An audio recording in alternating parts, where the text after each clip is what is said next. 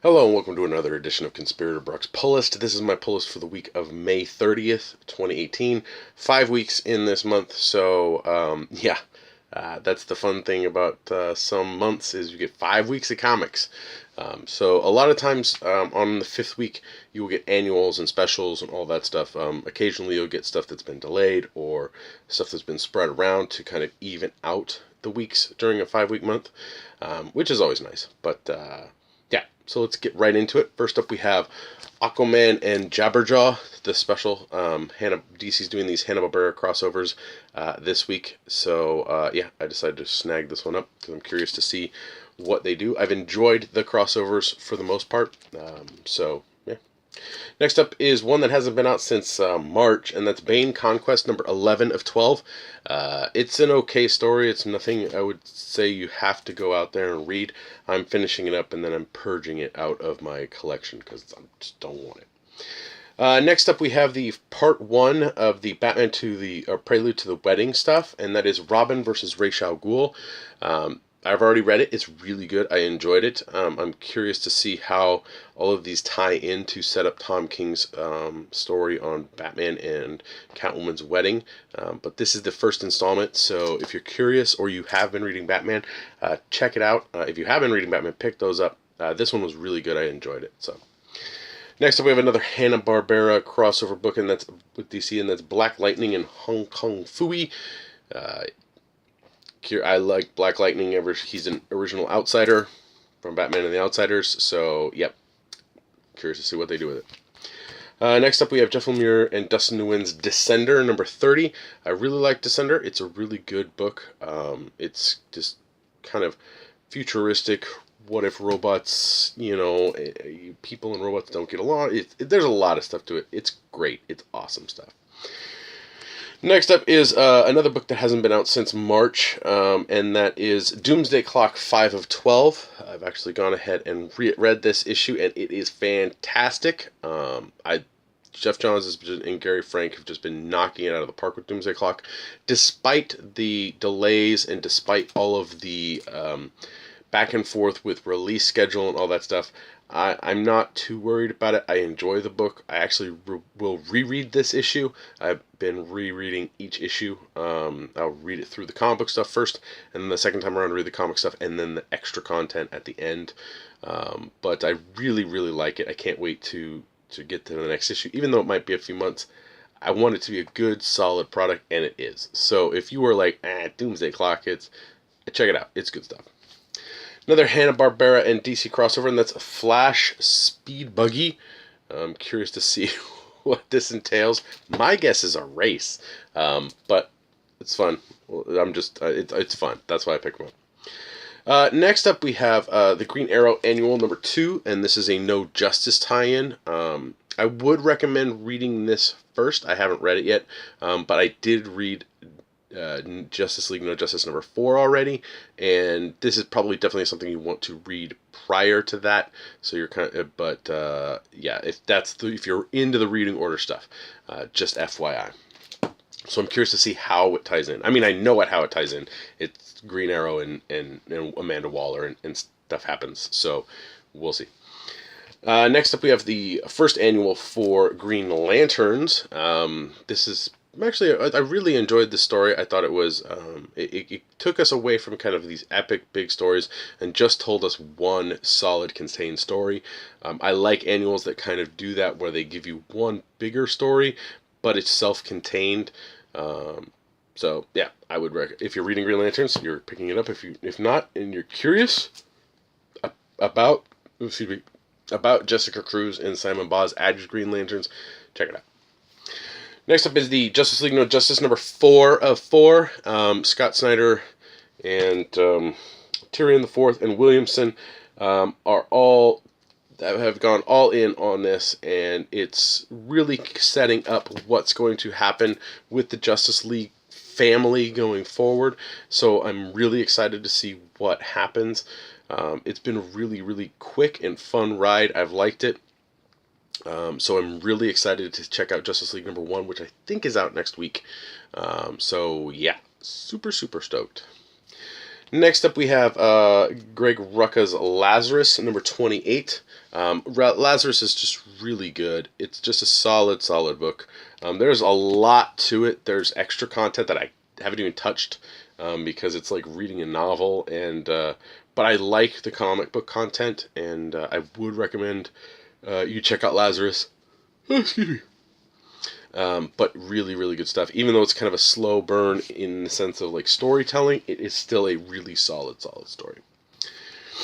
And next up is the big one for, besides Doomsday Clock and Justice League Notice, another big one for DC, and that is the Man of Steel number 1, I believe, of 6. This is Bendis's take on Man of Steel. This is starting off his stuff at DC with Superman. Even though he's done something in action, this is an actual story that's starting from it. I read it already. It's really good. I'm super stoked to read the next issue. And it's coming out weekly, so that's really nice. So Man of Steel 2 will hit stores next week. So I like that DC's doing these weekly kind of quick, get you into it things. But definitely pick up Man of Steel. It was good. Next up, we have another Jeff Lemire book, and that is Royal City, number 11. Royal City is just a solid book, a solid Jeff Lemire. If you've ever read Essex County or Underwater Welder, it's really in that vein and just really, really good kind of Jeff Lemire writing. So, sorry, I'm tired. Next up, we have Saga 52. What can I say? I love Saga. It's amazing. It's still good. Yep, it's good.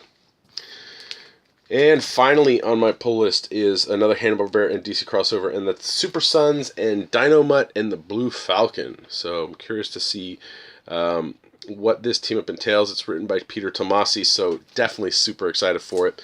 He did a fantastic job on the Super Sons book, which ended last week. But if you have not yet checked out Super Sons, I highly recommend it. And if you haven't really read any Peter Tomasi stuff, I really recommend you go back and read some of it. His Batman and Robin is fantastic. His Green Lantern Corps that he was writing while Johns was on the main Green Lantern book is just phenomenal. His Superman run from Rebirth is just solid stuff. So definitely check out Peter Tomasi. He is a solid writer. I did pick up 2 variants this week, and the first one was for the Aquaman and Jabberjaw. This is the blank, or not blank, the bear variant. So all of the information is down here, and it's just the picture. I thought that was a pretty cool image, so I snagged that one up.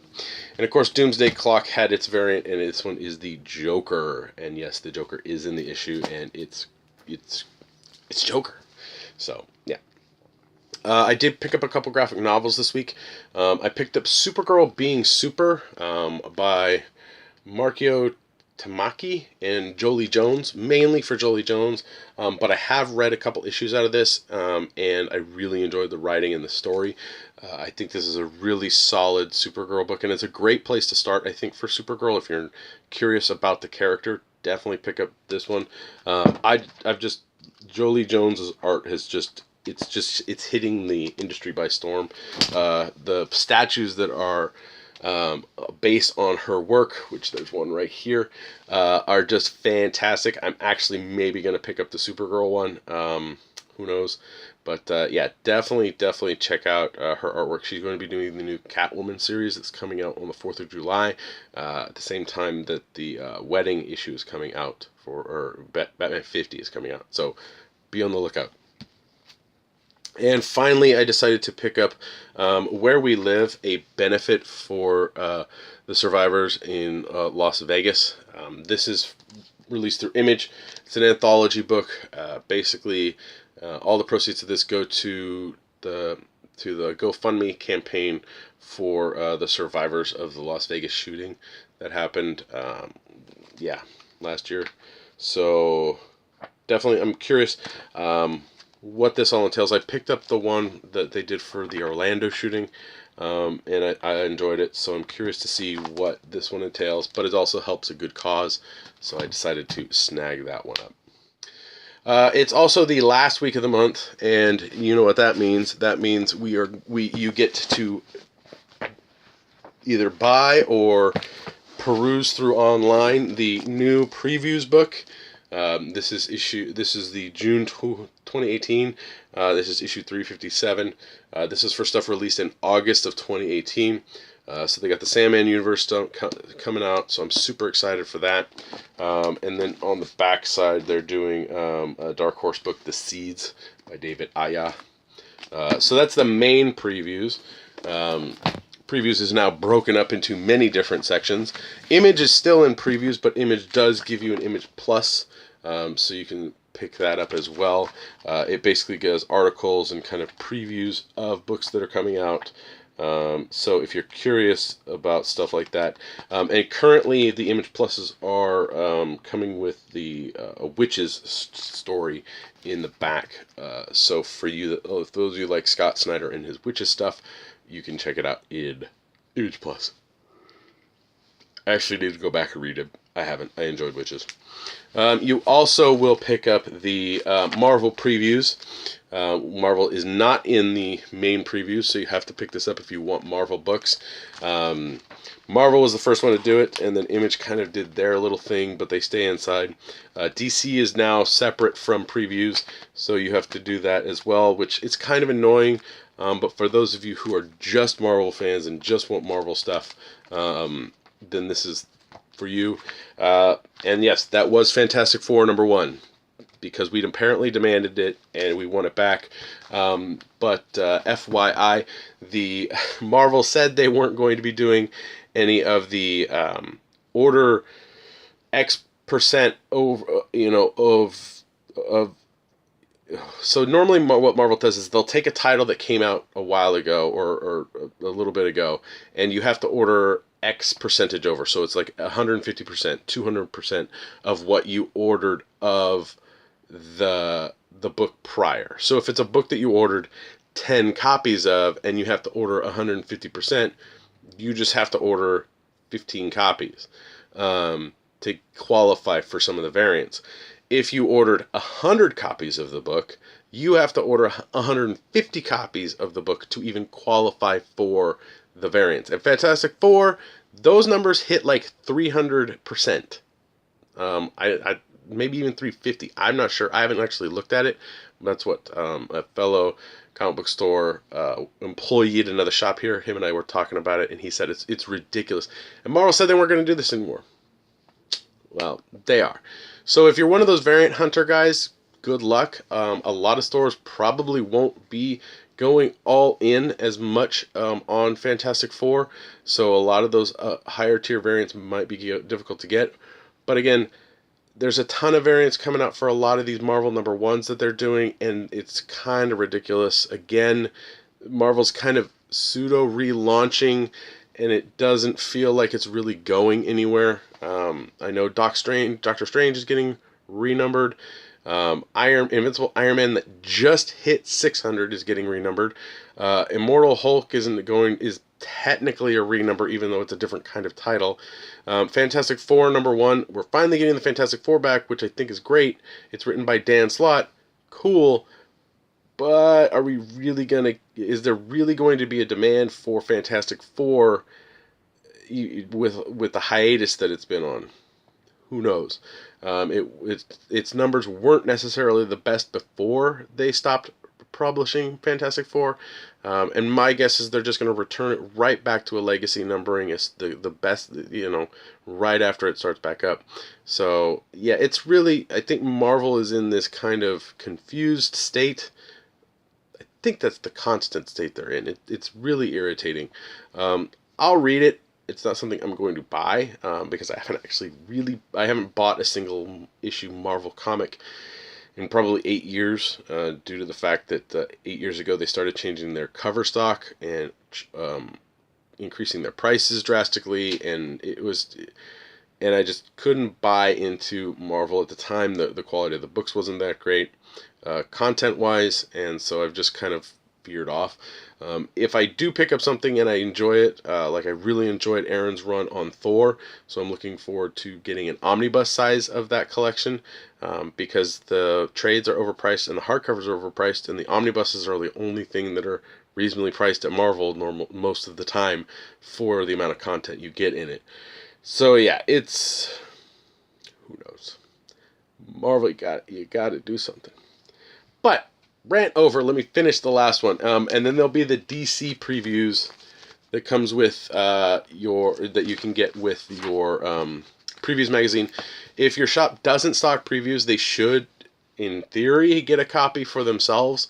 You can ask to look at it. If a shop doesn't like you looking at it, they're weird. But definitely you can go on previewsworld.com and check out any of that stuff.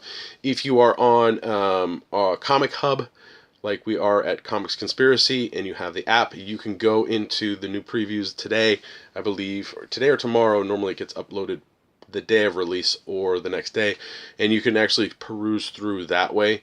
It's not the best way to peruse through. I still prefer going through and looking through the actual book, considering there's a lot of stuff in there.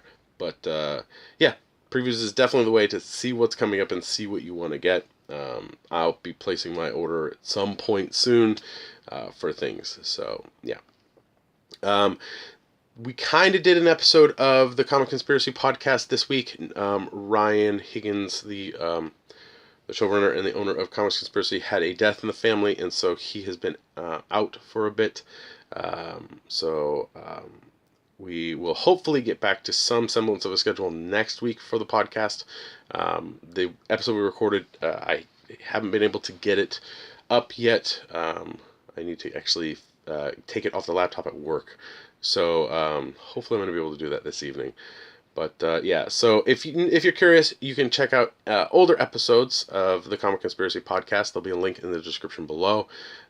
Yeah, you can help me and my fellow conspirators out through Patreon at www.patreon.com/comicsconspiracy. For as little as $1 a month, you help us with hosting fees, getting food sometimes, and getting product. So thank you very much to our Patreon backers. It makes things a lot easier on our wallets sometimes, and our sanity when we know we can get stuff and stuff is paid for. So thank you, we appreciate it. It's awesome stuff. I know that Ryan Higgins posted that he understands if people want to pull out their backing this while we are on a little hiatus, but I've gotten I got a message from a couple people, listeners, who say don't worry about it, we support you no matter what. They're sending their condolences. And so I do appreciate our listeners are amazing, and you viewers are amazing. So thank you for being that way, guys. That's it. So I think I think I jumped into my end thing, and now I'm coming back to the beginning of the end thing. Who cares? So that's it. Please like, share, and subscribe to the channel. Leave your comments down in the comments section below. Let me know what you're picking up. I try to respond to those on a timely basis. Normally, if I can, I will. Otherwise, normally the next week I'll try and get in there and message back to you guys. Be nice to each other on there. The internet's a crappy place overall anyway, but we can always have pockets of good spaces. If you don't like something, that's fine. I don't like a lot of stuff. But I try and at least pump up the stuff that I do enjoy and not knock down other stuff completely. Yes, I know I just had a Marvel rant, but that's a Marvel based on their publishing practices and how annoying that crap is. Some of their books are really good, and I really enjoy them. And I will say this, yes, ASM, or Amazing Spider-Man 800, is out today as well. I don't pick up the book, so it's not featured here, and I've stopped doing reading copies, so you can go pick it up yourself. There's a bajillion different covers. Why? I mean, I guess. I know everyone's like, well, Action 1000 had 10 variants. I'm like, yeah, they had 10 open order variants and store exclusive variants. So if a store wanted a store exclusive, they ordered it. If not, you could order as many as you want of the other ones. There was no, you had to hit a certain number. So that's where that's where the difference lies when it comes to ordering. Now, DC has done the order this to get this, but the numbers tend to be about what you would order anyway. I know for Justice League #1, we had to order, was it 150% or 115%? I don't remember exactly the percentage of our Batman Lost numbers, and that was the one shot from Metal. And Metal was doing really well, and it was one of the books that I think just kind of mid-range sold. But we were gonna order the same number anyway of Justice League number 1, so it didn't really change our order very much. But there's only a handful of covers to Justice League number 1. I think there's one open order, and then there's a blank. Is there a blank? There might be a blank. I don't know. Don't quote me on it. But I know there's a couple other covers that you had to hit certain things to get. We hit it, so we're getting some of those. But yeah, variants. They're good sometimes. They suck sometimes. Whatever. You can follow me on Twitter. My handle is @BrockSager. Yep. I don't know what else to say. I know I have to get some stuff up, some more content up on the YouTube channel, and hopefully I'll get a chance to do that soonish. It's the end of the school year, so it's the end of my work year at the high school I work at, and it's also the end of the school year for my kids. So it's kind of a little bit of a hectic time. Schedules are a little off, so going forward the next week and a half is going to be a little weird, but hopefully I can get some stuff up over the summer, early part of the summer for you guys. So thank you for watching, and I'll see you next week.